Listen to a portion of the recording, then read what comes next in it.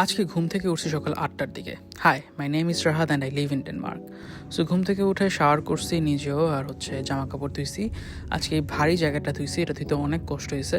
আর এই জ্যাকেটটা অনেক বেশি পানি টানে, সো জ্যাকেট মেলার পর ওইভাবে চিপে চিপে পানিগুলো বের করতেছিলাম। যাই হোক, ইদানিং আমার একটা খুবই বদ অভ্যাস হয়েছে যে আমার রাত জাগা পরে অনেক বেশি, আর সারাদিন মোটামুটি খুব বেশি পরিমাণ স্লিপিনেস কাজ করে। তো এই জিনিসটা এখন আমার চেঞ্জ করা লাগবে। সো সকালবেলা জাস্ট একটু হাঁটাহাঁটির জন্য বাইরে বের হয়ে গেছি। আজকের ওয়েদারটা খুবই গ্লুমি, তবে গ্লুমি ওয়েদারে কিছুক্ষণ হাঁটলাম, প্রায় আধা ঘন্টা 40 মিনিটের মতো আশেপাশে হাঁটলাম।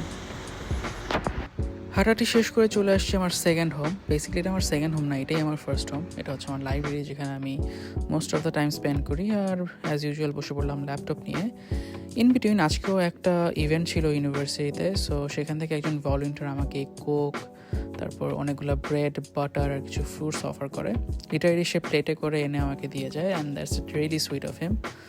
সো অনেকদিন পরে এভাবে ফ্রুটস খাচ্ছি, কাজ অ্যাকচুয়ালি ফ্রুটস খাওয়াই পড়ে না এখানে আসার পরে। সো এই রক মেলনটা আমার খুবই ভালো লাগছে, আর প্রত্যেকটা ফ্রুটসই খুবই মিষ্টি ছিল। এরপরে 11টার দিকে আমার জুমে একটা কাউন্সিলিং সেশন ছিল, সো সেখানে আমি মিটিংটাতে জয়েন করি। সো বেসিক্যালি আমি অনেক দিন ধরে ভিডিও দিচ্ছিলাম না, বাট ভিডিও দেওয়ার আবার মেইন রিজন হচ্ছে আমার এই কাউন্সিলর, যিনি আমার কাউন্সিলিং নিচ্ছে, বিকজ উনি আমাকে বলছে যে রেগুলার বেসিসে ভিডিও দিলে আমার কমিউনিকেশন স্কিলস বাড়বে, অ্যান্ড আমার মধ্যে যে মন খারাপ লাগাটা সেটা দূরে চলে যাবে। সো বাসায় এসে আবার রান্নাবান্না করতে হয়েছে। রান্নাবান্নার কিছুই ছিল না, লিটারালি কিছুই ছিল না। আর এই ডালটা একদম প্রথম যখন আমি জার্মানিতে যাই 3 মাস আগে, তখন 1 কেজি ডাল খেয়েছিলাম, সেখান থেকে ডাল পড়েছিল। এই ডাল নিলাম আর একটুখানি চাল নিয়ে একসাথে ধুয়ে চুলায় বসাই দিছি আলাদা আলাদা। এরপরে চুলাটা অন করে দিয়ে দিছে গরম পানি, দুইটাতেই সিদ্ধ হওয়ার জন্য। ভাবলাম যে ডালটা দিয়ে কিছু করি, আর ভাতটা তো রান্না করতেই হবে। সো এরপরে ঢাকনা দিয়ে ভাতের পাতিলাটা ঢেকে দিই, আর ডালের মধ্যে আমি একটুখানি হলুদ দিছি আর একটুখানি লবণ দিয়ে সেটাও ঢেকে দিছি।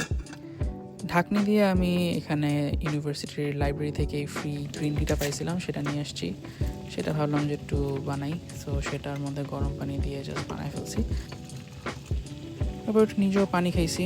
যাই হোক, এর মধ্যে দেখলাম আমার ডাল আর চালের যে পাতিলা সেটা থেকে বলক চলে এভাবে ধোয়া বেরোতেছে, বাট এখনই ঢাকনা খুলবো না, 15 মিনিটের জন্য রেখে দিছি জাস্ট। এরপরে চাটা নিয়ে বসে পড়লাম, ডাল আর চাল সিদ্ধ হইতে হইতে চা খাচ্ছিলাম। বেশ রিফ্রেশিং একটা টি, কাজ গ্রিন টির যে এত ধরনের ভ্যারিয়েন্ট হইতে পারে সেটা এখানে আসার পর আমি দেখছি।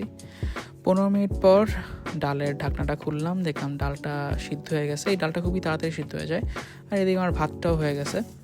সো ফ্রিজে পেঁয়াজ কাটা ছিল, এটার মধ্যে জাস্ট অল্প একটু লবণ, আর আমার কাছে যেহেতু কাঁচা মরিচ নাই, তাই শুকনো মরিচের গুঁড়া নিয়ে একসাথে ভাবে কচলায় কচলায় মেখে নিছি।